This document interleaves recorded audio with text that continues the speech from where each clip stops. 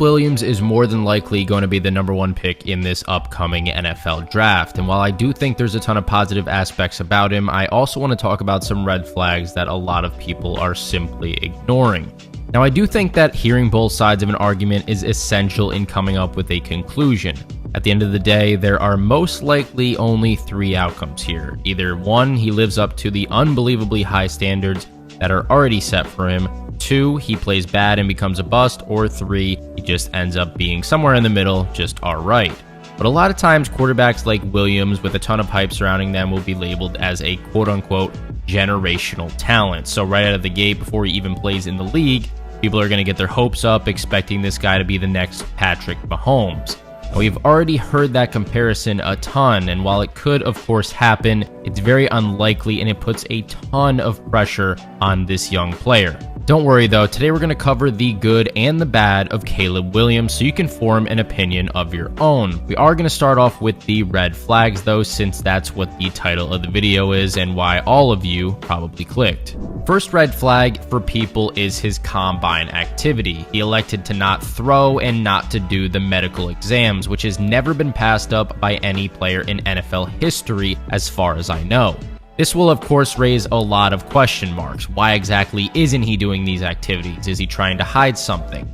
I personally don't think he's necessarily trying to hide something, but if I'm a coach or a scout looking for my franchise player, my team leader, I want him to be the most competitive guy on the field every single day of his life, whether it's in practice, a game, or in this case, throwing at the combine. Go out to the combine, destroy all those other quarterbacks if you're that much better than them, and prove everybody right that thinks you are that next great thing. As for the medical exams, he is giving that info to teams that he visits, so it's not like 0 teams are going to have his medicals. I guess he just doesn't want that information to be shared with all 32 teams at the combine, but this could end up being a problem for him.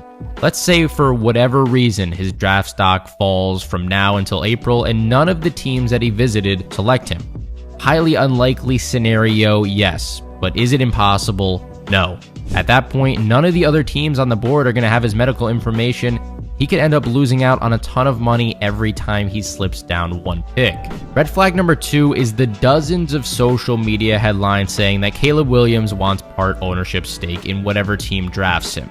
Now, the more and more research I did into this, it seems like his dad was actually the one that requested ownership for his son. Seems like his dad loves the camera, and I've been around long enough to know that the media can portray somebody in any light that they want. So if they want to make someone look like the villain, they will. If they want a person to be a hero, they will. So you guys can decide which one of those you believe. Also, the NFL prohibits giving equity in a franchise to current players or other employees within the organization, so there is no chance that Williams's or his dad's wishes will